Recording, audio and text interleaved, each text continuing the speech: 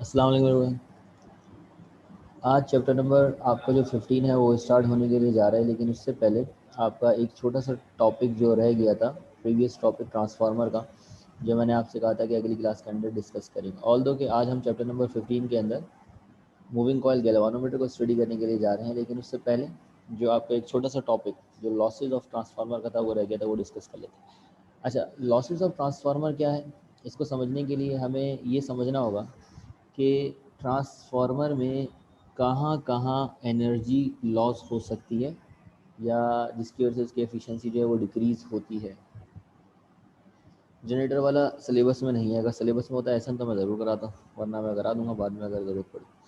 खैर बहरहाल, अभी हम बात करने के लिए जा रहे थे ट्रांसफार्मर की। तो ट्रांसफार्मर वैसे ही बहुत सिंपल सी डिवाइस है, आपको मालूम है कि भाई इसके अंदर एक कॉइल होता है, ठीक है, जिसको हम प्राइमरी कॉइल होते हैं। फिर आपके पास एक आयरन की कोर होती है, और आयरन की कोर जो है वो इस तरह होती है कि यहाँ से मैग्नेटिक इफेक्ट जो है यहाँ से ट्रांसफ़र हो रहा होता है इस जगह के ऊपर, और यहाँ पर दूसरी साइड के ऊपर एक और वाइंडिंग होती है, ठीक है।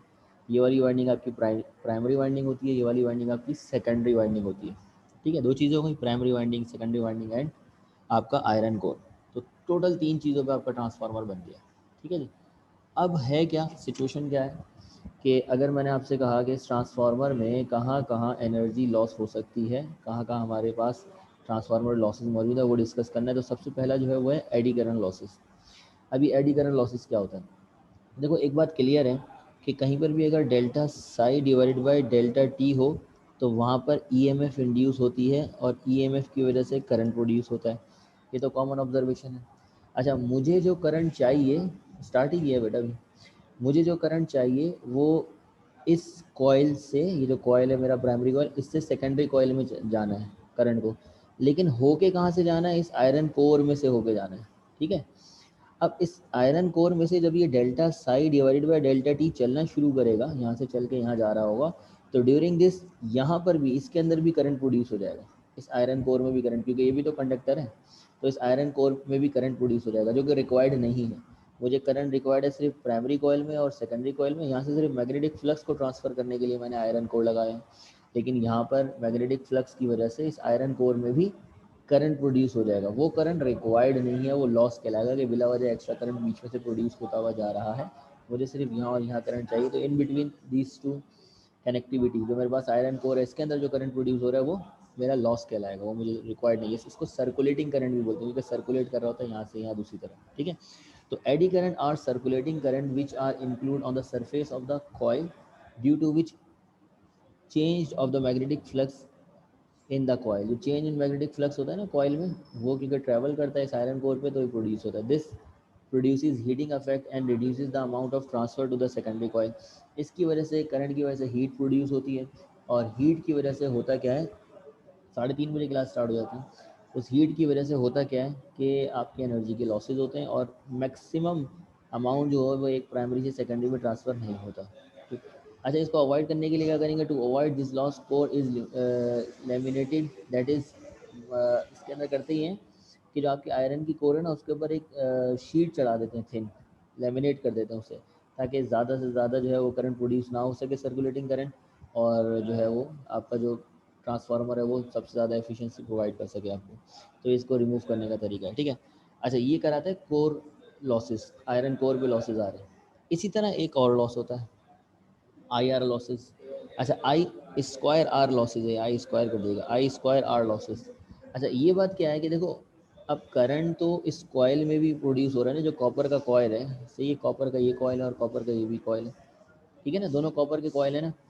इस कॉयल की कोई ना कोई तो रेजिस्टेंस होगी। वालेकुम सलाम। 100% तो कोई भी कॉयल आपका एफिशिएंट नहीं है। 100% एफिशिएंसी या 100% आपका कोई भी जो कंडक्टर है वो ट्रांसफ़र नहीं करता। हर कंडक्टर की कोई ना कोई रेजिस्टिविटी होती है जिसकी वजह से वो रेजिस्ट करता है, ठीक है। अभी शुरू हुई है, बस अभी पहले ही टॉपिक है। अब अगर मैं आपसे कहूँ कि भाई ये जो आयरन, ये जो मेरे पास कॉयल है, इस कॉयल में से जब करंट गुजरेगा तो इस करंट को रेजिस्टेंस तो मिलेगी ना। तो इस कॉयल की, ये जो मेरे पास कॉयल है एक्चुअल में कॉयल है, लेकिन इसकी कोई ना कोई इंटरनल रेजिस्टेंस होगी। उस रेजिस्टेंस में जब करंट गुजरेगा तो आई स्क्वायर आर लॉसेज जो हमने पढ़ा था, हीट की वजह से प्रोड्यूस होते हैं, तो ये आई स्क्वायर आर लॉसेज हमें वहाँ पर रिसीव होंगे। तो ये मैं कह सकता हूँ कि some energy is dissipated as a heat in a primary and a secondary coil. दोनों कॉइल के अंदर ये काम होगा, क्योंकि दोनों कॉइल भाई दुनिया में आइडियल नहीं है, वो मतलब एक तरह से कॉपर के बने हुए हैं, उनकी कुछ ना कुछ तो रेजिस्टेंस है। तो इन कॉइल में जो रेजिस्टेंस होती है उसकी वजह से आई स्क्वायर आर लॉसेस प्रोड्यूस होते हैं। आई स्क्वायर आर पावर का फार्मूला है, ठीक है, आई स्क्वायर आर लॉसेस प्रोड्यूस होते हैं। और इसको हम रिड्यूस कर सकते हैं बेहतर से बेहतर कॉइल अगर हम यूज़ करें, थिन से थिन क्वालिटी का यूज़ करें, तो ये लॉसेज जो है वो कम से कम मिनिमाइज़ किए जा सकते हैं। इसलिए जो है वो थिन जो होता है आपका कॉपर का वायर यूज़ करते हैं ट्रांसफार्मर में, ठीक है। इसके अलावा भी आपके पास लॉसेज हैं। फ्लक्स लिंकेज का लॉस जो है वो क्या होता है, अब ये फ्लक्स यहाँ से यहाँ ट्रांसफ़र हो रहा है, तो जितना यहाँ प्रोड्यूस हो रहा है उतना ही यहाँ थोड़ी ना प्रोड्यूस हो जाएगा। मैग्नेट जो होता है, जैसे आप मैग्नेट से दूर होते जाओ, मैग्नेट से दूर होते जाओ, तो मैग्नेट का जो असर है वो कम होता रहता है। तो अगर प्राइमरी कॉइल यहाँ है और इसके फ़ौरन बाद भी मैंने अगर सेकेंडरी कॉइल लगा दी है, तो जो मैग्नेटिक अफेक्ट, मैग्नेटिक फ्लक्स यहाँ होगा, वो इसके थोड़ा सा बाहर आके भी आपको रिसीव नहीं होगा। मैग्नेटिक फ्लक्स जो है वो आपका वेरी कर रहा होगा। अगर मैं यहाँ पे एक मैग्नेट ला के रख दूँ, ठीक है, ये मैग्नेट मैंने यहाँ पे ला के रख दिया, तो मैग्नेट के इस एरिया में जो मैग्नेटिक अफेक्ट है, थोड़ा और दूर चले जाओ इस एरिया में और इस एरिया में, सब जगह सेम नहीं होगा। तो जो फ्लक्स मैं ट्रांसफ़र करना चाह रहा हूँ एक जगह से दूसरी जगह, वो उतना ट्रांसफ़र नहीं हो सकता जितना मैं चाह रहा हूँ। तो फ्लक्स की लिंकेज 100% पॉसिबल नहीं है। तो इस लॉसेस को इन्हें नाम दे दिया फ्लक्स लिंकेज का लॉस, ठीक है ना, कि प्राइमरी से सेकेंडरी में जाने में जो बीच में लॉस आएगा, मतलब 100% वहाँ पर नहीं पहुँच सकेगा, तो फ्लक्स लिंकेज का लॉस है। इसके बाद आ जाते हैं लास्ट हमारे पास हाइड्रेसिस लॉस। हिस्ट्रेसिस लॉस क्या होता है कि हिस्ट्रेसिस लॉस के अंदर कि आपको मालूम है कि आपके पास जो आयरन कोर आप यूज़ करें, आयरन की कोर है ना, आयरन की कोर में मैग्नेटिक अफेक्ट ट्रांसफ़र होगा, यहाँ से यहाँ जाएगा, मैग्नेटिक अफेक्ट जाएगा, मैग्नेट जाएगा ना, यहाँ से यहाँ मैग्नेटिक अफेक्ट, मैग्नेटिक फ्लक्स को ट्रांसफ़र करवा रहे हैं। अच्छा, मैग्नेटिक अफेक्ट जो यहाँ से वहाँ जा रहा है वो चेंजिंग है। चेंजिंग मतलब पॉजिटिव और नेगेटिव साइकिल है ना, एसी करंट हम दे रहे हैं, तो कभी वो इस डायरेक्शन में जाएगा, कभी वो इस डायरेक्शन में जाएगा, मतलब पॉजिटिव नेगेटिव ये वेव होती है इसकी। तो इसके एटम जो होते हैं ना, आयरन के जो एटम होते हैं वो भी तो मैग्नेटाइज हो जाते हैं, उनको भी तो मैग्नेटिक इफेक्ट रिसीव होता है, उनके भी तो डायपोल होते हैं जो मूव करने लग जाते हैं। तो वो क्या होता है, वो फिर लेफ्ट एंड राइट मूव होने लगता है। मतलब जब एसी की पॉजिटिव साइकिल आती है सपोज करो, तो वो लेफ्ट की तरफ मूव हो जाते हैं, नेगेटिव आती है राइट की तरफ मूव हो जाते हैं, और डायपोल मूवमेंट शुरू कर देते हैं। उसकी वजह से भी क्या होता है, एनर्जी का आपका वेस्ट होता है। तो because each time direction of magnetization of reverse some energy is wasted in overcoming internal friction, क्योंकि जब वो अपनी जगह चेंज कर रहे होंगे, मैग्नेट यहाँ से एटम अपना इस तरफ मूव करके इस तरफ मूव कर रहा होगा, ये सपोज कर लें, क्योंकि इलेक्ट्रॉन की स्पिन आपने पढ़ी होगी ना, क्लॉक वाइज और एंटी क्लॉक वाइज होती है। तो इसी तरह अगर एसी साइकिल दे रहा हूँ, तो इसी साइकिल में कभी क्लॉक होगा, कभी एंटी क्लॉक वाइज की स्पिन शुरू हो जाएगी, तो उस चक्कर में ना फ्रिक्शन प्रोड्यूस होगी, और वो एनर्जी का जो लॉस है वो कहलाएगा hysteresis loss. This loss reduce by using special alloy of core material. इसको मिनिमाइज़ करने के लिए स्पेशल किस्म के आपके पास मटेरियल होते हैं। आयरन बिल्कुल यूज़ नहीं करते, आयरन के अंदर मिक्सिंग करके एक ऐसा मटेरियल यूज़ करते हैं जिसके अंदर डायपोल मूवमेंट कम से कम हो, जिसके जो मैग्नेटिक अफेक्ट है ना वो इतना ना हो कि वो उसके साथ मूव करना शुरू करे। तो ये टोटल आपके कितने लॉसेज हो गए, 4 लॉसेज हो गए जो ट्रांसफार्मर में होते हैं। नंबर 1 एडी करंट लॉसेज, के आयरन की जो कोर है इसके अंदर जो करंट प्रोड्यूस हो जाता है वो एडी करंट कहलाता है, वो हमें रिक्वायर्ड नहीं है, हमें तो सिर्फ प्राइमरी कॉइल में करंट रिक्वायर्ड है और सेकेंडरी में, तो ये लॉस के अंदर आएगा। आईआर लॉसेज क्या है, कोई भी चीज़ 100% एफिशिएंट नहीं है, तो अगर ये कॉइल मेरे पास है और दूसरा कॉइल मेरे पास है, इस कॉइल में करंट फ्लो कर रहा है, तो इस कॉइल की रेजिस्टेंस होगी, उस रेजिस्टेंस की वजह से हीट प्रोड्यूस होगी, और वो जो लॉसेज होंगे वो आई स्क्वायर आर लॉसेज होंगे। फ्लक्स लिंकेज क्या है, यहाँ से यहाँ फ्लक्स ट्रांसफ़र हो रहा है, तो ज़रूरी नहीं जितना फ्लक्स यहाँ पर हो, यहाँ पे तो क्रिएट हो रहा है ना, तो दूर जाते जाते ये कम होता जाएगा, तो इस पॉइंट पे इतना नहीं होगा जितना इस पॉइंट पे था, तो फ्लक्स मैक्सिमम ट्रांसफ़र नहीं करेंगे। और हिस्ट्रेसिस लॉसेस क्या है कि आपके जो मैग्नेट है वो जब मूव करने लग जाते हैं, मैग्नेटिक अफेक्ट की डायरेक्शन चेंज हो रही होती है, कभी नेगेटिव साइकिल कभी पॉजिटिव साइकिल, क्योंकि एसी करंट दिया है, तो उसकी वजह से फ्रिक्शन प्रोड्यूस होती है, वो जो एनर्जी लॉस होती है वो आपका हिस्ट्रेसिस लॉसेस कहलाते हैं, ठीक है।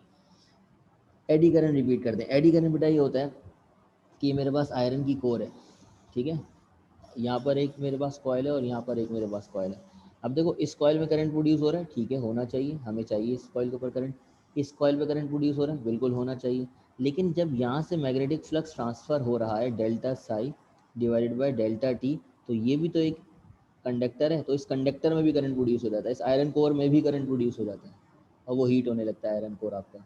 तो ये हमें नहीं चाहिए, यहाँ पे प्रोड्यूस ना हो, हमें तो यहाँ से जो मैग्नेटिक इफेक्ट को ट्रांसफर करना है, यहाँ से यहाँ करंट प्रोड्यूस क्यों हो रहा है, लेकिन वो तो होगा, उसे रोक भी नहीं सकते, तो उसे एडी करंट कहते हैं। जो सर्कुलेटिंग करंट होता है, जो यहाँ से यहाँ सर्कुलेट कर रहा होता है पूरा इस तरह, इसको कहते हैं हम एडी करंट लॉसेस। क्लियर है? अच्छा जी, अब चलते हैं हम अपने chapter number हिस्ट्रीसिस loss dipole moment. जो आपके पॉजिटिव साइकिल आ रही है और नेगेटिव साइकिल आ रही है, दो साइकिल आ रही है ना, पॉजिटिव आती है फिर नेगेटिव आती है, पॉजिटिव आती है फिर नेगेटिव आती है, ठीक है। तो जो पॉजिटिव नेगेटिव साइकिल का आना है ना, ये जो आपके मॉलिक्यूल्स हैं उनकी डायरेक्शन को रिवर्स करती है। कभी वो इस डायरेक्शन में हो जाते हैं, कभी वो इस डायरेक्शन में हो जाते हैं, अपने आप को अलाइन करते हैं according to the magnetic effect. और मैग्नेटिक इफेक्ट जो है वो चेंज हो रहा है एसी साइकिल की वजह से, तो इस वजह से लॉसेज आते हैं। फ्लक्स तो ज़ाहिर है मैक्सिमम फ्लक्स हम ट्रांसफ़र कर ही नहीं सकते रहे हैं। अगर एक मैग्नेट मेरे पास कहीं पर मौजूद है और उसका इफेक्ट मुझे कहीं दूर जाके देखना है, तो वहाँ दूर जो है उसका इफेक्ट कम हो जाएगा। तो जब प्राइमरी से सेकेंडरी में जा रहा होगा तो जितना फ्लक्स प्राइमरी पे प्रोड्यूस हो रहा है उतना मैं सेकेंडरी पे नहीं दे सकता, कुछ ना कुछ कम होगा, ठीक है। ये सारी चीज़ें आप नोट कर लीजिए। पेपर के अंदर ये शॉर्ट क्वेश्चन के अंदर 4 नंबर का सवाल आ चुका है। उसने ये पूछा था कि लॉसेज जो है वो ट्रांसफार्मर में वो एक्सप्लेन करें। 4 नंबर का सवाल था, जो 4 ही लॉसेज हैं जो ट्रांसफार्मर में पॉसिबल हैं। इसका स्क्रीनशॉट लेना ज़्यादा बेहतर है ताकि हम आगे चलूँ, बाद में फिर कॉपी कर लीजिएगा।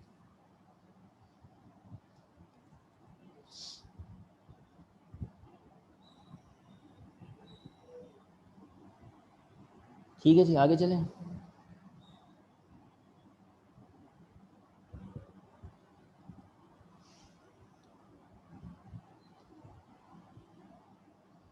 फोर्थ वाले में मैंने बताया डायपोल मूवमेंट की वजह से हो रहा है।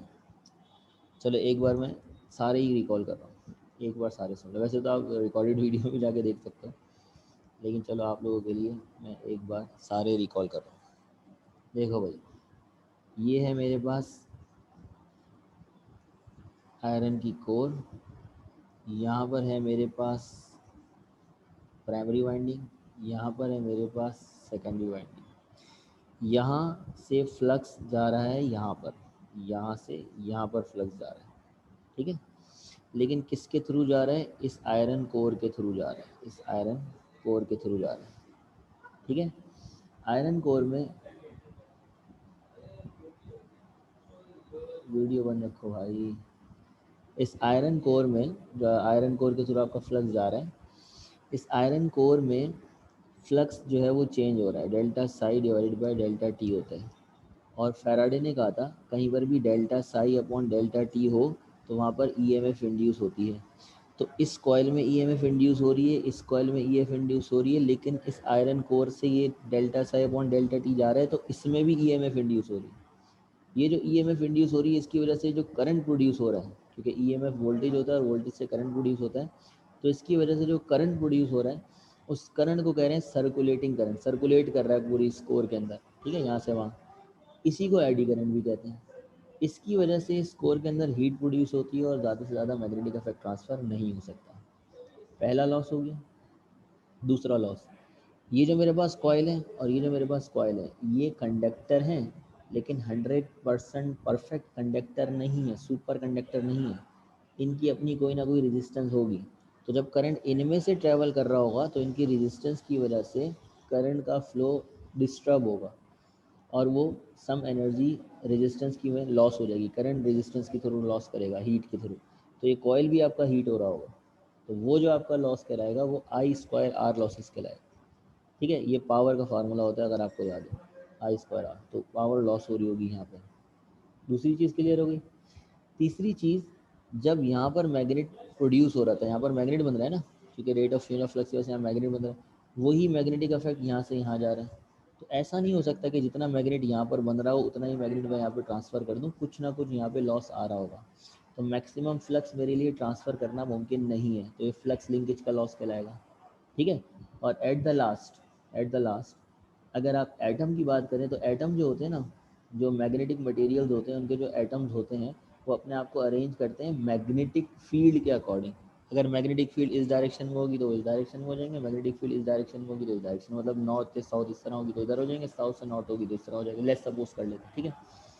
तो ये है एसी करंट। इसके अंदर कभी पॉजिटिव साइकिल आ रही है, कभी नेगेटिव आ रही है। तो जो एटम होते हैं ना, आयरन के जो एटम होते हैं वो अपनी डायरेक्शन कभी इस तरफ कर लेते हैं, कभी इस तरफ कर लेते हैं। इधर उधर डायरेक्शन करने में भी इनको एनर्जी लगती है, तो वो एनर्जी के जो लॉसेज है वो हिस्ट्रेसिस लॉस कहलाता है, ठीक है जी। क्लियर हो गया? आगे चलें हम। ये आपका पुराना चैप्टर था।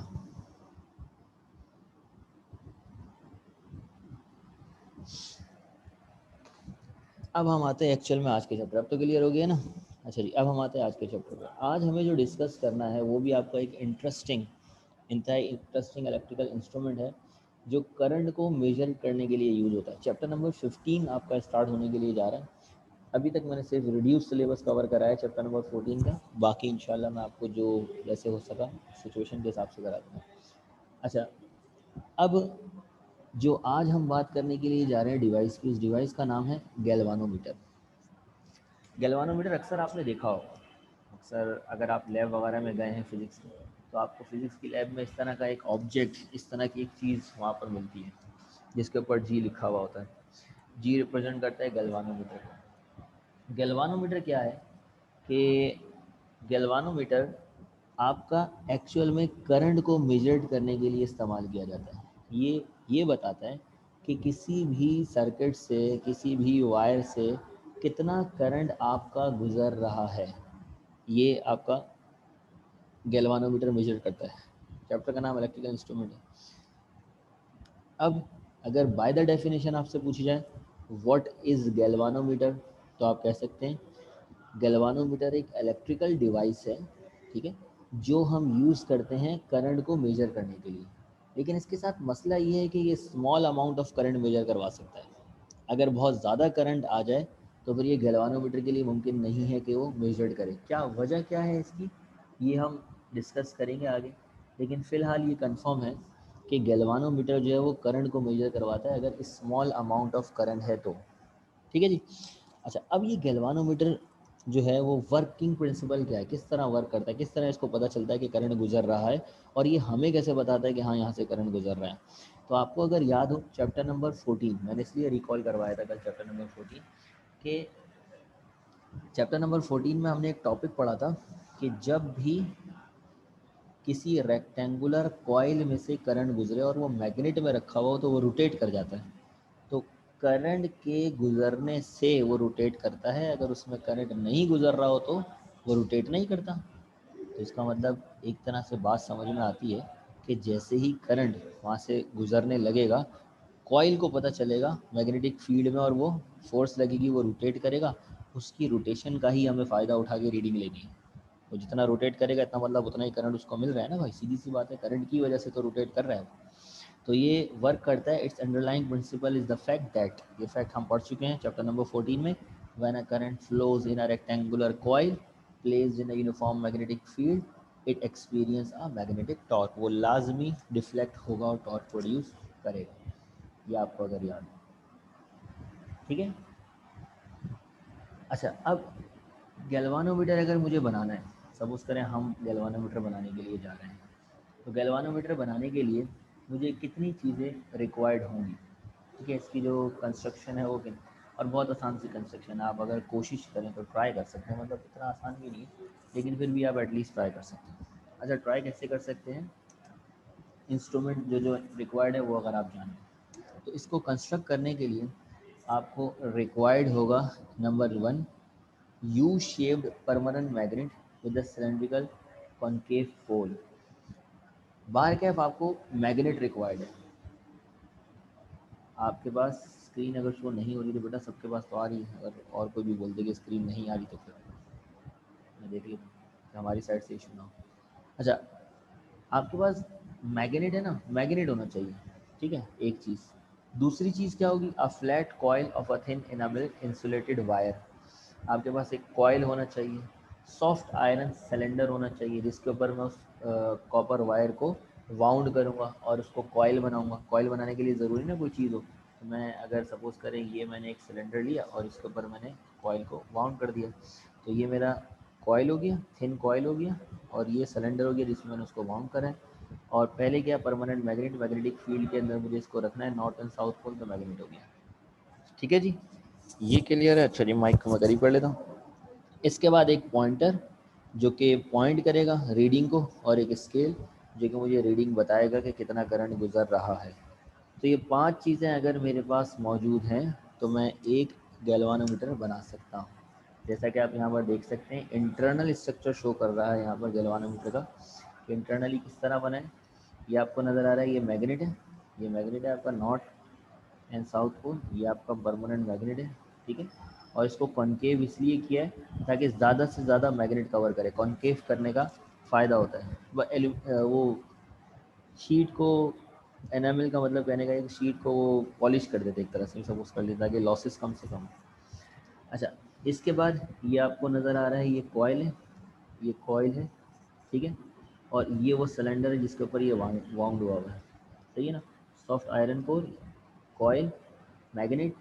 अच्छा, अब ये टर्मिनल वगैरह तो बाहर की चीज़ है, हम इंटरनल स्ट्रक्चर की बात करें, बाहर टर्मिनल निकालते हैं, यहाँ से करंट वगैरह को मेजर करते हैं, और स्प्रिंग भी इसी का इंटरनल पार्ट है, लेकिन मेन पार्ट जो है वो बता दी। इसके बाद ये आपका पॉइंटर है जो पॉइंट कर रहे हैं, और ये आपका स्केल है जो रीडिंग देगा 0, 1, 2, 3 जो भी है।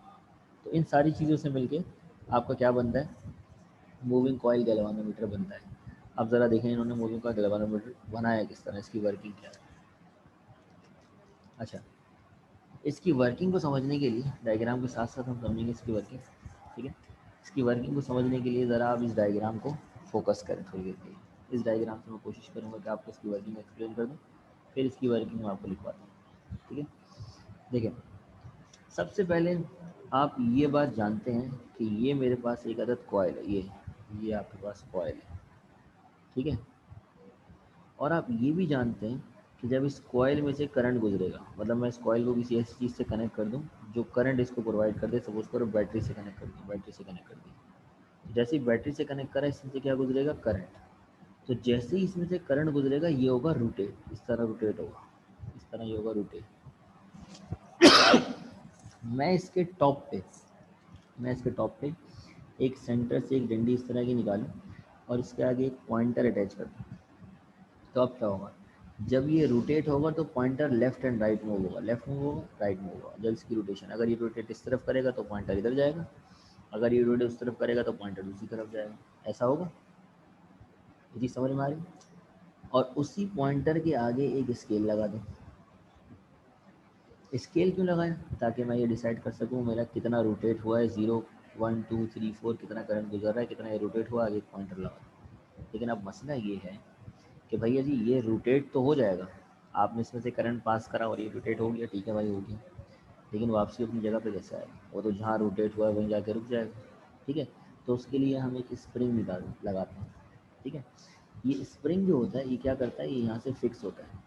जैसे ही रोटेट होने लगता है ये स्प्रिंग टाइट होने लगता है, जैसे ही ये रोटेट होने लगता है स्प्रिंग टाइट होने लगता है।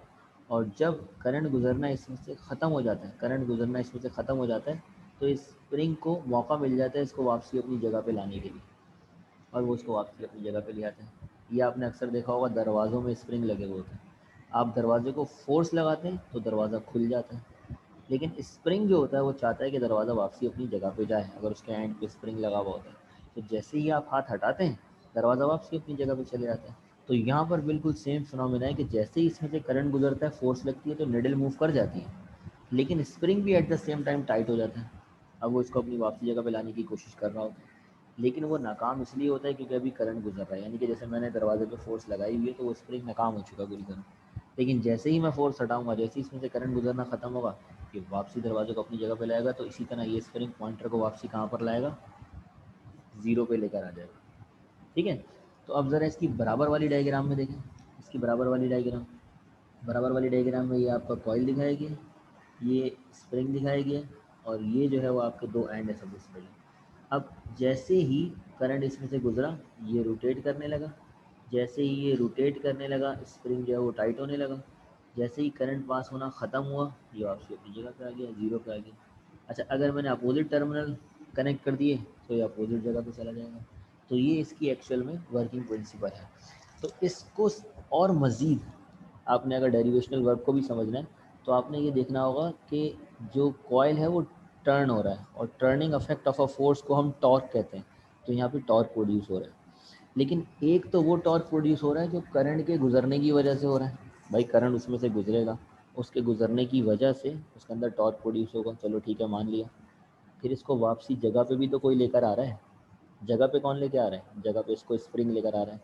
तो इसका मतलब ये हो गया एक टॉर्क स्पिन भी क्रिएट कर रहा है स्प्रिंग, एक टॉर्क मैग्नेट क्रिएट कर रहे हैं, और एक टॉर्क कौन क्रिएट कर रहा है, स्प्रिंग क्रिएट कर रहा है। दो टॉर्क क्रिएट हो रहे हैं और ये दोनों टॉर्क जब बराबर हो जाते हैं आपके निडल किसी भी पॉइंट के ऊपर आके रुक जाती है। तो ये आपकी कंडीशन है किसकी, टर्निंग की, टर्न होने की कंडीशन है। कब तक रोटेट करेगा, उस वक्त तक रोटेट करेगा जब जो करंट वाला टॉर्क है और स्प्रिंग वाला जो टॉर्क है वो बराबर ना हो जाए, बैलेंस। जैसे ही बैलेंस हो जाएगा वो रोटेट करना बंद कर देगा और आपको रीडिंग शो करेगा कि रीडिंग क्या आ रही है। ठीक है, तो ये आपका, अब इसकी मैं थोड़ी वर्डिंग वगैरह एक्सप्लेन करता हूँ। नेक्स्ट स्लाइड राफ है, नेक्स्ट स्लाइड देख लो, पिछली स्लाइड।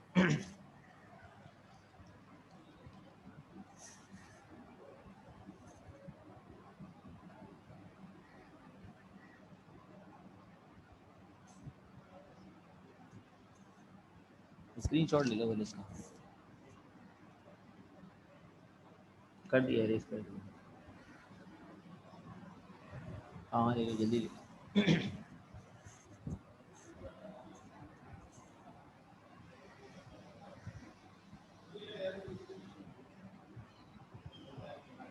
अच्छा जी, अब हम करते हैं इसको इंतहाई आसान कि आपको ये इसी क्लास के अंदर याद हो जाए कि क्या है। ठीक है, सबसे पहले आपने ये बात जानी कि when a current passes through galvanometer coil, जैसे ही करंट इस कॉइल में से गुजरेगा, जो कि गैल्वानोमीटर का कॉइल है, ये जो कॉइल है इसमें से जब करंट गुजरेगा, it experience a magnetic deflecting torque, उसको एक टॉर्क एक्सपीरियंस होगा और आपका कॉइल जो है वो रोटेट होगा। ठीक है, और रोटेट कहाँ से होगा, इट्स रेस्टिंग पोजीशन से होगा। जहाँ पर भी वो रेस्ट में होगा, जहाँ पर भी वो रुका हुआ होगा, वहाँ से अचानक वो रोटेट होना शुरू कर देगा। पहले पॉइंट तो ये हो गया क्या, when a current passes through a galvanometer coil, it experiences a magnetic deflecting torque which tends to rotate it from its resting position, जो फोर्स करेगा उसको रोटेट करने के लिए उसकी रेस्टिंग पोजीशन से। अब as the coil rotate it produces twist in the suspension strip. ये जो स्प्रिंग दिखा हुआ नजर आ रहा है आपको, एस पी लिखा हुआ है स्प्रिंग, ये स्प्रिंग है सस्पेंशन स्ट्रिप। यहाँ पर इसको नाम क्या दिया, सस्पेंशन स्ट्रिप। जैसे ही वो रोटेट करेगा आपकी सस्पेंशन स्ट्रिप जो है वो भी तो ट्विस्ट होने लगी, वो भी घूमने लगी। दूसरा पॉइंट मेजर ये हो गया, यानी कि आप तो एक तरह से करंट उसको दे रहे हैं, करंट की वजह से मैग्नेटिक डिफ्लेक्टिंग टॉर्क प्रोड्यूस हो रहा है, लेकिन आपकी जो सस्पेंशन स्ट्रिप है वो भी ट्विस्ट होने लग गई। अब क्या होगा, the twist in the suspension produce an elastic restoring torque, एक और टॉर्क प्रोड्यूस हो जाएगा जो उसको वापसी लाने की कोशिश कर रहा होगा अपनी जगह पे। उस टॉर्क का नाम होगा सस्पेंशन स्ट्रिप का टॉर्क, यानी कि इलास्टिक रिस्टोरिंग टॉर्क। कितने टॉर्क होगा टोटल, दो। पहला टॉर्क क्या हो गया, वो फिक्स पॉइंट को बोलते हैं। पहला टॉर्क क्या हो गया, वो टॉर्क जो मैग्नेटिक फील्ड में करंट के गुजरने की वजह से प्रोड्यूस हुआ। दूसरा टॉर्क जो सस्पेंशन स्ट्रिप स्प्रिंग, सपोज कर लो स्प्रिंग है जो उसको अपनी वापसी जगह पे लेकर आएगा। ये सस्पेंशन स्ट्रिप जो है ना, इसको आप अगर आपने, आपका बचपन तो बड़ा अलग गुजरा है, हमारा बचपन अलग था। तो बचपन में हमारे ना गाड़ियाँ आती थी चाबी वाली, हम इसकी चाबी घुमाते थे, चाबी घुमाते थे और फिर गाड़ी को नीचे छोड़ देते थे तो गाड़ी जूम करके आगे जाती थी और हम बड़े खुश होते थे। तो वो जो हम चाबी को घुमाते थे ना, एक्चुअल में वो सस्पेंशन स्ट्रिप को घुमाते थे। वो स्ट्रिप टाइट होती रहती थी, वो स्ट्रिप टाइट होती रहती थी और जैसे ही हम उसको छोड़ते थे वो रिलीज होती थी, टायर घूमता था। पिवट जो आप बोल रहे हैं वो फिक्स पॉइंट को बोलते हैं। फिक्स कहाँ से किया हुआ है उस पॉइंट को, फिक्स नहीं करेंगे तो रोटेट होता है भारी निकल जाएगा ना। फिक्स पॉइंट को कहा हुआ है क्योंकि रोटेट करने के लिए आपको पता है एक्सिस ऑफ रोटेशन होना चाहिए। ये तो फर्स्ट ईयर का टॉपिक है भाई, ठीक है। हाँ, इसीलिए हाई अच्छी क्वालिटी के स्प्रिंग वाली, सही कह रहा आप, ऐसा होता है, लेकिन अच्छी क्वालिटी के स्प्रिंग यूज़ किए जाते हैं और गैल्वानोमीटर जो होता है वो बाकायदा टेस्ट किया जाता है कंपनीज के अंदर, ठीक है। तो स्प्रिंग जो है वो अच्छी क्वालिटी का यूज़ करते हैं और स्प्रिंग कांस्टेंट होता है, मतलब हर के लिए वो उसको ज़ीरो पे ही ला के रोकेगा, ठीक है। बाद वक्त गैल्वानोमीटर ख़राब भी हो जाते हैं, वो ज़ीरो पे नहीं रोक रहे होते, कभी आगे चले जाते, कभी पीछे चले जाते, तो वो स्प्रिंग का ही मसला होता है, ठीक है। अच्छा, अब जो ट्विस्ट होगा सस्पेंशन स्ट्रिंग में वो प्रोड्यूस करेगा इलास्टिक रिस्टोरिंग टॉर्क।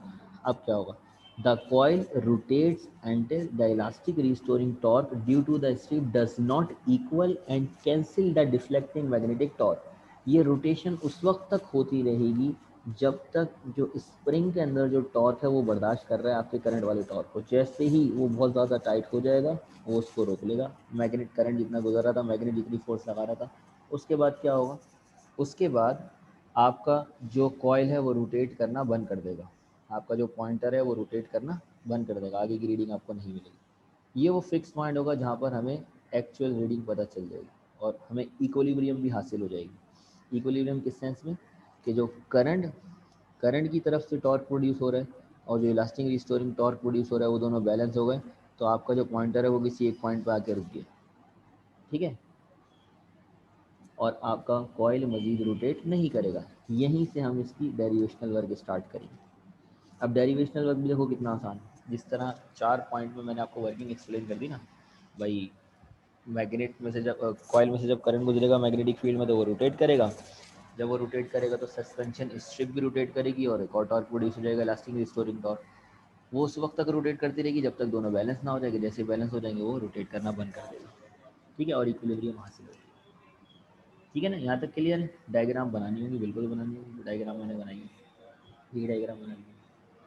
अच्छा जी, अब क्या होगा, अब हम ज़रा डेरिवेशनल वर्क की तरफ चलते हैं। डेरिवेशनल वर्क में सबसे पहले मुझे फार्मूला लिखना होगा मैग्नेटिक टॉर्क का, डिफ्लेक्टिंग मैग्नेटिक टॉर्क का। जी जी, ये नोट्स वाली वर्डिंग है, चैप्टर 15 के मेरे ही नोट्स हैं। अच्छा, जो टॉर्क है उसका फार्मूला आपको याद होगा, बीना कॉस एल्फा था, याद है हमने जो पढ़ा था, बीना कॉस एल्फा। तो आपने बताना है कि जो डिफ्लेक्टिंग टॉर्क यहाँ पर प्रोड्यूस हो रहा है, क्योंकि वो मैग्नेटिक अफेक्ट की वजह से प्रोड्यूस हो रहा है, क्योंकि कॉइल के अंदर जब करंट गुजरता है मैग्नेट का रोटेट होता है, तो ये उस वाली कंडीशन को वहाँ पर अप्लाई कर रहे हैं, तो इसलिए वही वाला फार्मूला यूज होगा। फिर आपने मज़ीद ये बताना होगा कि इस फार्मूले में जो चीज़ें आ रही हैं वो क्या है, ठीक है ना। अब क्या क्या चीज़ें इसमें आ रही हैं, बी क्या है आपको पता होना चाहिए। ये इस चैप्टर का सवाल नहीं है, मतलब ये इस चैप्टर से इसका कोई ताल्लुक नहीं है, ये चैप्टर नंबर 14 की बात चल रही है। आपने चैप्टर नंबर 14 में टॉर्क का फार्मूला पढ़ा और इन चीज़ों को आप जानते हैं। बी यहाँ पे क्या रिप्रेजेंट कर रहे हैं, मैग्नेटिक फील्ड की स्ट्रेंथ को। आई क्या रिप्रेजेंट कर रहा है, करंट ऑफ अ कॉइल को। और एन किसको रिप्रेजेंट कर रहा है, नंबर ऑफ टर्न्स को। और ए किसको रिप्रेजेंट कर रहा है, एरिया ऑफ कॉइल को। और angle of deflection of coil किससे रिप्रेजेंट हो रही है, एल्फा से, ठीक है। तो ज़ीरो पे रखने के लिए एल्फा क्यों हमें ज़ीरो रखना होता है, एंगल ज़ीरो देना होता है। अगर हम चाहते हैं कि ज़ीरो से स्टार्ट हो तो बिल्कुल कॉइल सीधा होना चाहिए, तो 0 डिग्री के एंगल को होना चाहिए, तो एल्फा की वैल्यू तो 0 हो सकती है। बहरहाल हमारे पास जो फार्मूला आ गया ऊपर टॉर्क का, डिफ्लेक्टिंग टॉर्क का, जिसमें मैं कह रहा हूँ वो फार्मूला क्या है, बिना कॉस एल्फा। ये चीज़ क्लियर है। अच्छा जी, ये तो वो टॉर्क हो गया जो कहाँ प्रोड्यूस हुआ है, कॉइल में प्रोड्यूस हुआ है मैग्नेटिक फील्ड में करंट के गुजरने की वजह से। अब इसी के साथ मैंने एक सस्पेंशन स्ट्रिप भी लगाई हुई थी, सस्पेंशन स्ट्रिप में भी तो टॉर्क प्रोड्यूस होगा। उस टॉर्क का नाम क्या था, इलास्टिक रिस्टोरिंग टॉर्क। उस टॉर्क का फार्मूला आप याद कर लें, ये इसका ताल्लुक किसी भी चैप्टर से नहीं है, ये आपका न्यू टॉपिक है कि इलास्टिक रिस्टोरिंग टॉर्क जो होता है उसका फार्मूला होता है सी इंटू थीटा। थीटा बताता है कि कितना ट्विस्ट हुआ है आपका स्प्रिंग, और सी कांस्टेंट होता है, स्प्रिंग कांस्टेंट। जैसे हमने हुक्स लॉ में पढ़ा था, अगर आपको याद हो, हुक्स लॉ में एफ इज इक्वल टू के एक्स होता था, तो के किससे रिप्रेजेंट करता था, के रिप्रेजेंट करता था स्प्रिंग कांस्टेंट को, और ये स्प्रिंग के नेचर के ऊपर डिपेंड करता है। यहाँ उसे सी से रिप्रेजेंट किया जा रहा है। डिफरेंस ये है उसमें और इसमें, वो वाला जो इलास्टिक था ना, इलास्टिक रिस्टोरिंग फोर्स, वो स्ट्रेट थी, लीनियर थी वो, और ये एंगुलर है। इसलिए यहाँ पे x की जगह डिस्प्लेसमेंट को x से रिप्रेजेंट करते हैं ना, तो एंगुलर डिस्प्लेसमेंट को किससे रिप्रेजेंट करते हैं, थीटा से। इसीलिए यहाँ पर क्या आ गया, थीटा आ गया। ये डिफरेंस है, बाकी आपके पास फार्मूला सेम है, वही है फोर्स का फार्मूला जो था। तो यहाँ पर c जो है वो torque per unit twist of a suspension strip constant होता है, कितना टॉर्क उसके अंदर प्रोड्यूस हो सकता है ये हर किसी की अपनी सलाहियत होती है। हाँ, यानी डायरेक्शन थीटा है, बिल्कुल सही कह रहे हो, डायरेक्शन थीटा। और थीटा जो है वो angle of the twist of the suspension है, कितना वो ट्विस्ट होगा, उसका एंगल कितना घूमेगा, एंगुलर डिस्प्लेसमेंट उसका कितना होगा, ठीक है। अब बात करते हैं फॉर इक्विलिब्रियम की। इक्विलिब्रियम मैंने आपको बताया कब हासिल होगी, जब elastic restoring torque, deflecting torque बराबर हो जाएगा किसके, आपका जो डिफ्लेक्टिंग मैग्नेटिक टॉर्क है उसके, तो इक्विलिब्रियम हासिल हो जाएगी। तो अब हम क्या करते हैं, हम कंडीशन अप्लाई कर देंगे, भाई जो डिफ्लेक्टिंग टॉर्क है वो बराबर होगी elastic restoring torque. Deflecting torque का फार्मूला क्या है, BINA cos alpha. Elastic restoring torque का फार्मूला क्या है, सी थीटा। अच्छा, अब यहाँ पर मैं अगर एक बात कहूँ कि मैं इसको ज़ीरो पे रखना चाह रहा हूँ, तो ज़ीरो पे रखने के लिए रेडियल मैग्नेटिक फील्ड में प्लेन कॉइल को अगर मैं रखना चाह रहा हूँ तो मैं पैरेलल रखूँगा, बिल्कुल सीधा इस तरह कॉइल रखूँगा यूँ, ताकि और पॉइंटर बिल्कुल यूँ सीधा ज़ीरो पे शो कर रहा हो, इस तरह कॉइल रखूँगा। तो इस तरह कॉइल रखने के लिए अल्फ़ा की वैल्यू कितनी देनी होगी, 0 डिग्री, यानी कि एंगल क्या होगा, बिल्कुल 0 डिग्री। बाद में भले चेंज हो, लेकिन इनिशियल एंगल पे मैं किस पे रखूँगा, उसे हमेशा 0, और मैं चाहूँगा कि ये 0 पे रहे, तो अल्फा की वैल्यू होगी 0 और कॉस 0 किसके बराबर होता है, कॉस 0 1 के बराबर होता है। तो इसका मतलब ये हो गया यहाँ से ये वाला फैक्टर तो एलिमिनेट हो जाएगा, ठीक है ना। हाँ नोट्स से याद कर ले, नोट्स की वर्डिंग है। तो मेरे पास इक्वेशन बन जाएगी, this equation becomes BINA is equal to C theta, ठीक है। अब यहाँ पर जो है मैं आई को इधर रहने देता हूँ और थीटा को दूसरी तरफ भेज देता हूँ, मतलब थीटा को उधर रहने देता हूँ, बाकी सारी चीज़ें हटा देता हूँ। देखो आई इधर है, ठीक है। बाकी जो है आपका, एक मिनट रुकिएगा,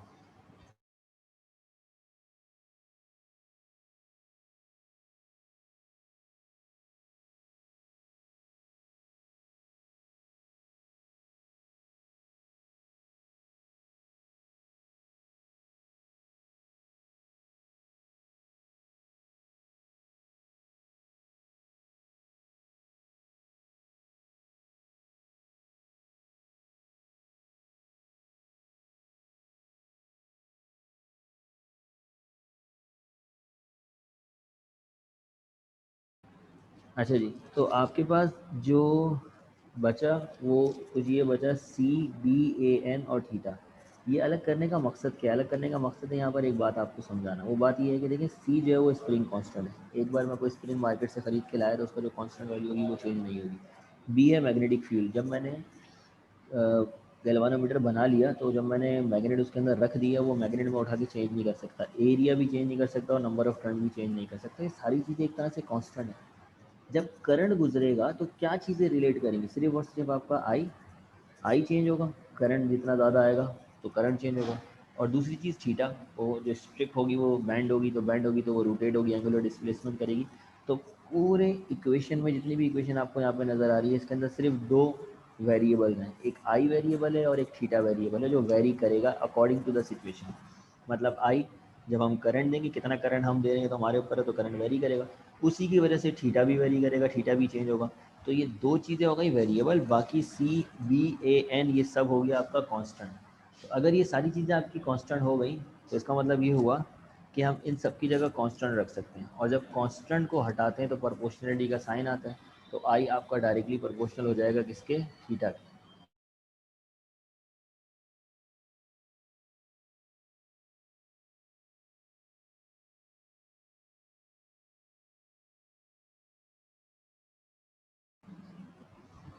तो आई जो है वो आपका क्या हो जाएगा, डायरेक्टली प्रोपोर्शनल हो जाएगा थीटा के।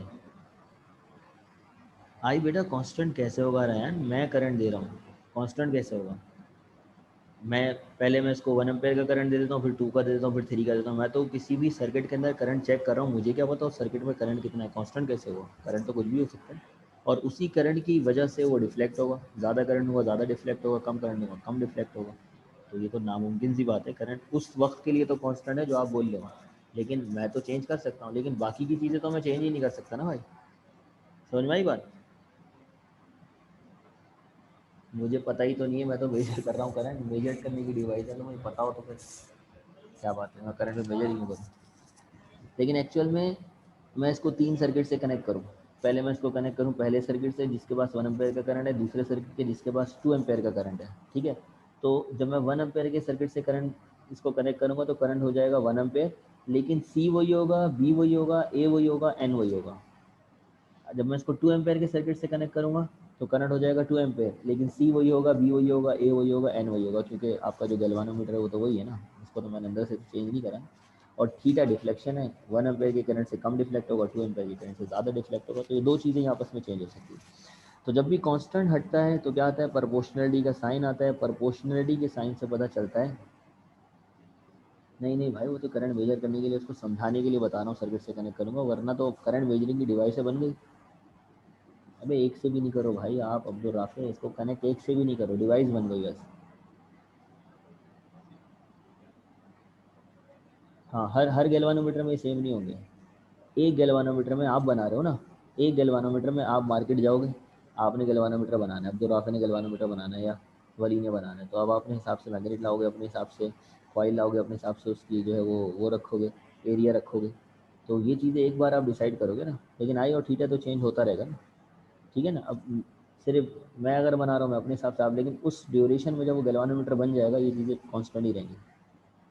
हाँ समझाने के लिए बता रहा था पूरा। अच्छा इससे एक बात साबित हो गई, क्या साबित हो गई?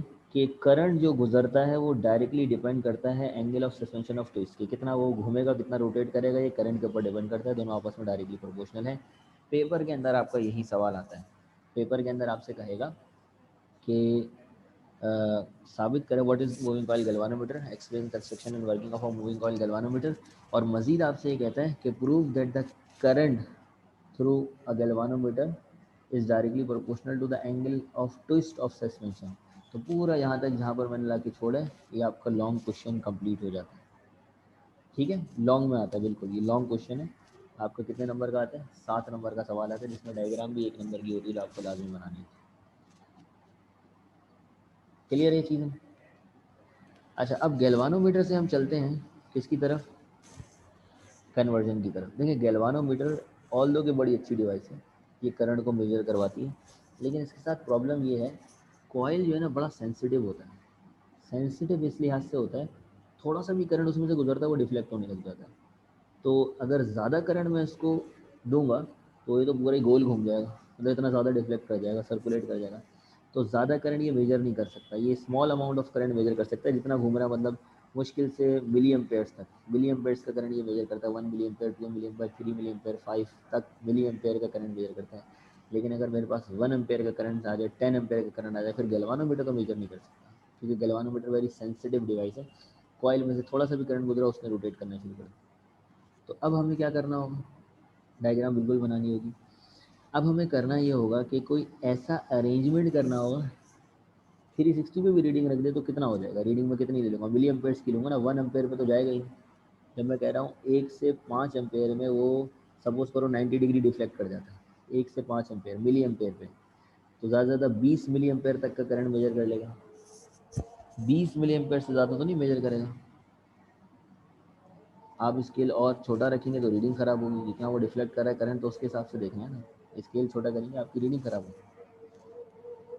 आपने स्केल छोटा करके क्या करा? अगर 1 एम्पेयर का गुजर रहा था तो आपने छोटा करके उसको 0.5 शो करना, जबकि वो गुजर तो 1 एम्पेयर का ही रहा है। ये करंट को मेजर करने के लिए यूज़ होता है भाई, कहाँ नहीं यूज़ होता, बहुत यूज़ होता है इलेक्ट्रिकल इलेक्ट्रॉनिक्स की दुनिया में। तो गैल्वानोमीटर बादशाह है भाई, के इलेक्ट्रिक वाले और ये सब यूज़ करते हैं। इसके बगैर तो करंट का पता ही नहीं चलेगा, कितना करंट कौन सी डिवाइस यूज़ करी है, किसी को नहीं पता चलेगा। आपके घर में जो डिवाइसेज लगी हुई हैं, हर किसी की करंट रेटिंग लिखी हुई होती है, 1 एम्पेयर का करंट गुजर रहा है, 1.5 एम्पेयर का करंट गुजर रहा है। तो वो करंट को मेजर इन्होंने कैसे किया होता है? गैल्वानोमीटर से तो मेजर किया होता है, और फिर वो लगा के ये बताते हैं कि इसके अंदर इतना करंट है। जितने सर्कल घुमा उसे भी मेजर कर सकते हैं, ये समझ में नहीं बात। स्केल सेट करने के लिए तो अरेंजमेंट करते हैं, मतलब स्ट्रिप को बैलेंस करते हैं और गैल्वानोमीटर को ला के उस पर रोकते हैं। स्ट्रिप के ऊपर डिपेंड करता है, स्ट्रिप जो नहीं वो गोल गोल घूम रही होती है, वो उसके साथ पॉइंटर को कनेक्ट करते हैं। ये तो अरेंजमेंट होती है, ये तो फिजिकली आपको देखनी पड़ेगी ना। 1 से 5 मिली एम्पेयर तक का करंट मेजर कर सकते हो, वो भी मिली एम्पेयर। मिली को हटाओ 1 एम्पेयर कर दो तो 10 की पावर 3 होता है, तो वो करंट नहीं मेजर कर सकता। तो असल बात ये थी कि अगर हमारे पास गैल्वानोमीटर तो है, अच्छी डिवाइस है, करंट को मेजर करी, लेकिन मैं चाहता हूँ कि मेरे पास हैवी करंट है वो भी मेजर्ड हो जाए, तो उसके लिए फिर मैं गैल्वानोमीटर यूज़ नहीं कर सकता। गैल्वानोमीटर के अंदर थोड़ी सी मॉडिफिकेशन अगर कर दी जाए तो गैल्वानोमीटर कन्वर्ट हो जाता है एमीटर में। गैल्वानोमीटर की मॉडिफाइड फॉर्म हम कह सकते हैं कि आपकी एमीटर है। जैसे आपकी जो बाइक है ना 50 या 70, उसको मॉडिफाई करते हैं और 125 में कन्वर्ट करते हैं, 150 में कन्वर्ट करते हैं, 200 में कन्वर्ट करते हैं, रहती तो वो बाइक ही है ना। लेकिन अगर आप नोटिस करें स्पीड के एतबार से कितना चेंज आ रहा है, तो वो मॉडिफिकेशन ही होती है। इसी तरह अगर हम अपने गैल्वानोमीटर को थोड़ा सा मॉडिफाई कर लें, ठीक है, आवाज़ सबको तो आ रही है, इंजन विंजन पिस्टन विस्टन काफ़ी चीज़ें चेंज होती हैं, थोड़ी सी मॉडिफिकेशन होती है, इंजन हर लिहाज से होती है। आवाज़ कट रही है, चलो कोशिश करते हैं ना कटे। हाँ, इंजन इंजन जो डिफरेंस होता है, इंजन ज़्यादा फोर्सफुली मूव कर रहा होता है क्योंकि स्पीड ज़्यादा चाहिए होती है। चीज़ें वही होती हैं, मतलब इक्विपमेंट वही होता है, थोड़ी सी मॉडिफिकेशन होती है, ये समझाना चाह रहा था। तो एमीटर जो है वो आपका करंट मेजर करने की ही एक डिवाइस है। आपसे जो पूछे what is ammeter, ammeter is also a device which is use to measure the current. But ये मूविंग कॉइल गैल्वानोमीटर को थोड़ा सा मॉडिफाई करने के बाद बनता है, और इसका फ़ायदा ये होता है कि अब ये ज़्यादा करंट को भी मेजर कर सकता है। अगर आपका मूविंग कॉइल गैल्वानोमीटर ज़्यादा करंट को मेजर नहीं कर रहा था तो इसके लगने से या ऐसा करने से, चेंज करने से, ऐसे ही है, तो आपका जो मूविंग कॉइल गैल्वानोमीटर है वो कन्वर्ट हो जाता है एमीटर में। अच्छा, अब इसको कन्वर्ट करने के लिए करेंगे क्या, ज़रा वो देखिए कन्वर्जन। ये इंटरेस्टिंग फैक्ट है। A galvanometer can be converted into ammeter by connecting a small resistance in parallel with the galvanometer called shunt resistance। हम गैल्वानोमीटर के पैरेलल में एक रेजिस्टेंस लगा देते हैं जिस रेजिस्टेंस का नाम होता है शंट रेजिस्टेंस। अब ये रेजिस्टेंस क्या कमाल करती है ज़रा देखो। करंट अगर मैं ज़्यादा दूँ तो कॉइल को अगर ज़्यादा करंट मिलेगा तो वो ज़्यादा डिफ्लेक्ट हो जाएगा, ठीक है ना। लेकिन मैंने जब ये शंट रेजिस्टेंस लगा दी तो अब शंट रेजिस्टेंस ने अपने में से ज़्यादा करंट गुजार लिया, उस कॉइल को कम करंट ही दिया, उस कॉइल को इतना करंट नहीं मिला। ज़्यादा करंट किसको मिला, शंट रेजिस्टेंस को मिला। तो जब करंट को इसने गैल्वानोमीटर तक पहुंचने में रोक लिया तो वो डिफ्लेक्ट कम हुआ। उसके डिफ्लेक्ट कम होने का मतलब ये नहीं है कि करंट कम है, इसका मतलब ये है कि करंट तो उतना ही ज़्यादा है लेकिन ये डिफ्लेक्ट कम हुआ है। अब जहाँ पर मैंने लिखा हुआ था ना 0 और 1 ampere, 1 milli ampere, 2 milli ampere, ठीक है, ये डिफ्लेक्ट होके जाता था 1 पे, ये जाता था 2 पे। अब मैं वहाँ से मिली हटा दूँगा, दोनों तरफ से मैंने मिली को रिमूव कर दिया, तो अब 0 से 1 एम्पेयर 2 एम्पेयर बजाएगा क्योंकि करंट ज़्यादा गुजरा है। इसकी पूरी अरेंजमेंट होती है कि किस तरह हम गैल्वानोमीटर को कन्वर्ट करते हैं एमीटर के अंदर।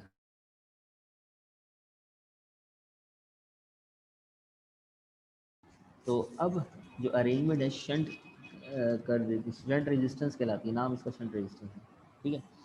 अब आपने क्या याद करना है, दो चीज़ें याद करनी है कि भाई एमीटर मींस आपका एमीटर मींस एम्पेयर मीटर, और ampere is a unit of current, so ammeter is an electrical instrument which is used to measure the small amount of current. After a small modification we can convert galvanometer into ammeter, और वो modification क्या है, we can connect a shunt resistance in parallel with the galvanometer so that it can be converted into ammeter. ये आपने याद रखना, और ये इसकी डायग्राम है देखो, गैल्वानोमीटर और शंट रेजिस्टेंस मिलके एमीटर बनाते हैं। एमीटर अगर कहीं पे लिखा हुआ है ना, इसका मतलब ये इसके अंदर दो चीज़ें होंगी, एक गैल्वानोमीटर होगा और उसके नीचे शंट रेजिस्टेंस जुड़ी होगी, ठीक है। किस तरह करते हैं, क्या किस तरह करते हैं, अभी आगे आएगा, देख किस तरह करते हैं, मैथमेटिकली ज़रा समझते हैं इसको।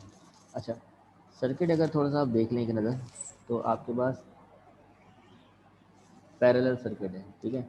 ये है गैल्वानोमीटर। अच्छा, गैल्वानोमीटर के अंदर कॉइल होता है तो कॉइल की भी कोई ना कोई रेजिस्टेंस होती है ना, तो मैं रेजिस्टेंस बना रहा हूँ, ये है आर जी, यानी कि रेजिस्टेंस ऑफ अ गैल्वानोमीटर। इसके साथ मैंने कनेक्ट कर दिया एक और रेजिस्टेंस जो कि शंट रेजिस्टेंस है, इसको कह दिया आर एस।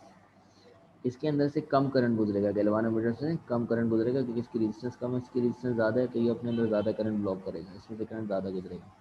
तो इसमें से जो करंट गुजरेगा उसको मैं बोल दूंगा आई जी, और इसमें से जो करंट गुजरेगा मैं उसको बोल दूंगा आई एस, यानी कि सीरीज सर्किट का करंट, यानी ओ सॉरी शंट रेजिस्टेंस का करंट, और ये कहलाएगा गैल्वानोमीटर का करंट, ठीक है।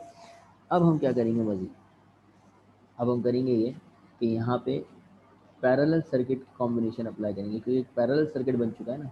और पैरेलल सर्किट में अगर आपको याद हो तो पैरेलल के अंदर वोल्टेज जो होता है वो सेम होता है और करंट जो होता है वो आपका चेंज होता है, ये हमने पैरेलल सर्किट में देखा था। तो हमने सबसे पहले यहाँ पर एक्सप्लेनेशन में लिखा, consider a galvanometer whose resistance is R G, ये गैल्वानोमीटर है, ये गैल्वानोमीटर है जिसकी रेजिस्टेंस जो है वो क्या है, आर जी है, gives full scale deflection when I G current flows through it. इसमें से जब आई जी करंट गुजरता है तो पूरा का पूरा डिफ्लेक्ट हो जाता है, यानी कि 0 से सपोज करो 10 पे चले जाता है। To measure the maximum current of a range I, अगर आप चाहते हो कि आई तक डिफ्लेक्ट हो, आई करंट मेजर कर सके, मैक्सिमम करंट हम आई बोलिए जिसमें गुजर सकता है, we modify galvanometer into ammeter by connecting small resistance R S called shunt resistance in parallel with the galvanometer. Parallel में एक रेजिस्टेंस हम लगा देते हैं गैल्वानोमीटर के, जिसको शंट रेजिस्टेंस कहा जाता है, और ये एमीटर में कन्वर्ट हो जाता है। क्योंकि ये पैरेलल कॉम्बिनेशन में है तो पैरेलल कॉम्बिनेशन में जो वोल्टेज इसके ऊपर होंगे वही वोल्टेज इसके ऊपर ड्रॉप हो रहे होंगे। तो मैं कहूँगा जो वी जी के वोल्टेजेज हैं, यानी कि वोल्टेजेस एट गैल्वानोमीटर, वो बराबर होंगे वोल्टेजेस एट शंट रेजिस्टेंस। और वोल्टेज का फार्मूला क्या होता है, अकॉर्डिंग टू ओम्स लॉ, अगर आपको याद हो, ओम्स ने कहा था V equals to I R. तो अगर V equals to I R मैं यहाँ पे अप्लाई कर दूँ तो फिर क्या होगा, फिर आपके पास इस वाली साइड पे आएगा आई जी आर जी, और इस वाली साइड पे आएगा आई एस आर एस, ठीक है। अब मैं यहाँ से आई एस वाले करंट से मुझे कोई मतलब नहीं है, मुझे आई पता करना है कितना टोटल करंट फ्लो कर रहा है सर्किट में से, तो मुझे आई चाहिए होगा, आई एस थोड़ी चाहिए, शंट रेजिस्टेंस का करंट थोड़ी चाहिए। तो उसके लिए मैं क्या करूँगा, मैं करंट का फार्मूला लगाऊंगा। करंट के मुताबिक जो टोटल करंट होता है जिसको हम आई कहते हैं वो बराबर होगा दोनों के सम के। ये भी आपको बात याद होगी, सीरीज पैरेलल कॉम्बिनेशन में करंट जो होता है वो एडअप होकर आता है, वोल्टेज बराबर होता है। तब आप क्या करेंगे, कहेंगे आई जी को अगर जमा कर लो आई इसमें तो टोटल करंट आ जाएगा। तो यहाँ पर आई जो है वो बराबर है किसके, आई जी इंटू आई एस के। और अगर मुझे आई एस की वैल्यू निकालनी है तो मैं आई एस को इधर रहने दूंगा, आई जी को दूसरी तरफ भेजूंगा, वहाँ जगह माइनस हो जाएगा। तो आई माइनस आई जी बराबर हो जाएगा किसके, आई एस के। तो ये मैंने आई एस की वैल्यू निकाल ली। इस आई एस की वैल्यू को उठा के मैं पुट कर देता हूँ यहाँ पर इस जगह पर, ठीक है जी।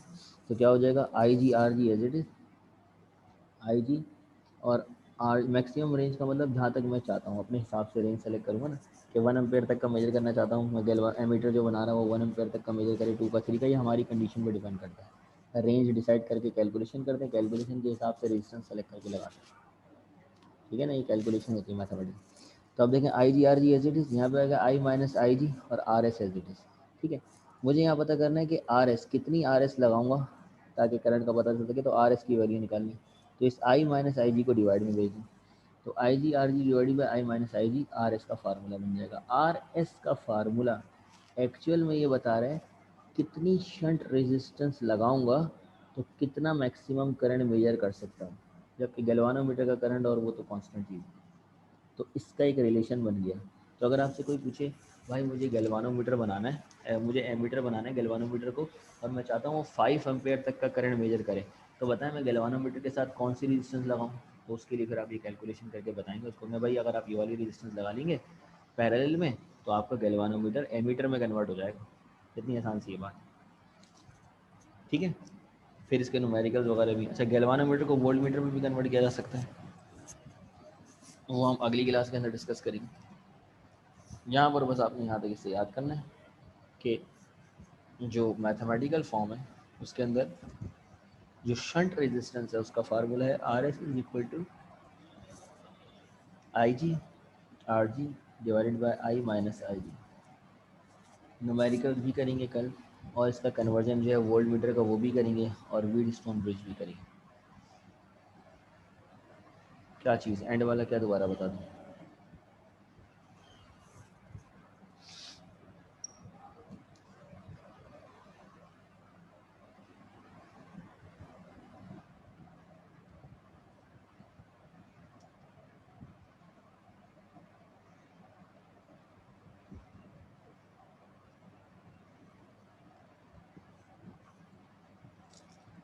सर क्लास ख़त्म जी। हाँ अगर कोई सवाल वगैरह तो आप कर लीजिए, सवाल वगैरह के लिए आखिर के 5 मिनट छोड़, अगला टॉपिक मैं करा नहीं सकता, अगला टॉपिक वोल्ट मीटर का वो कम से कम भी 10-15 मिनट का है। करंट का ये है ओम्स लॉ से, करंट का ये है बेटा कि करंट कितना कहाँ तक कितना करंट गुजरेगा तो कितना डिफ्लेक्ट करेगा, ये पता लगाना बहुत ज़रूरी है। तो उसके लिए आई जो है वो करंट है जो कितना करंट गुजरेगा इसमें से, ओम्स लॉ से। ओम्स लॉ से क्या, Ohm's law equals to I R होता है। अब फिर आप ओम्स लॉ से क्या तो वाला मैसेज क्या है सर, इक्वेशन 1 तो बता दें ओम्स लॉ से। अच्छा इक्वेशन 1 बता दूँ ओम्स लॉ से भाई, ओम्स लॉ से इक्वेशन 1 ये V equals to I R होता है ना, देखो V equals to I R होता है, ठीक है ये। तो ये है वी जी, तो यहाँ पर आएगा आई आर, तो आई किसका लेंगे गैल्वानोमीटर का, आर किसका लेंगे गैल्वानोमीटर का, तो आई जी आर जी हो जाएगा। और वी एस यानी कि शंट रेजिस्टेंस, तो आई एस आर एस लेंगे। हाँ अगर आप गैल्वानोमीटर को कन्वर्ट करना चाह रहे हैं एमीटर में तो आप 110% शंट रेजिस्टेंस ही लगाएंगे। सर गैल्वानोमीटर यू शेप की क्यों किया है, गैल्वानोमीटर में जो मैग्नेट यू शेप का लिया है वो क्यों लिया, ये कह रहे हो। मैग्नेट लेते हैं यू शेप का, गैल्वानोमीटर सीधा सीधा सीधा होता है, यू शेप का थोड़ी। हाँ वो इसलिए लेते हैं कि यू शेप से फोकस्ड ज़्यादा होता है, मैग्नेटिक फील्ड ज़्यादा से ज़्यादा कॉइल को मिलती है। सीधा लेते हैं ना तो कॉइल को ऊपर से भी जा सकती है नीचे से भी जा सकती है, लेकिन जब उसको रेडियल कर लेते हैं, ये अगर मेरा कॉइल है और ये मैग्नेटिक फील्ड मैंने लिए तो यहाँ और यहाँ से भी जा रही है, लेकिन अगर मैग्नेटिक फील्ड को मैंने इस तरह कर दिया, इस तरह कर दिया, तो अब क्या होगा, इसकी सारी इसको मिलेगी, ज़्यादा से ज़्यादा मैग्नेटिक फील्ड कॉइल को मिलेगी। मैक्सिमम मैग्नेटिक फील्ड को हासिल करे कॉइल, इसके लिए करते हैं।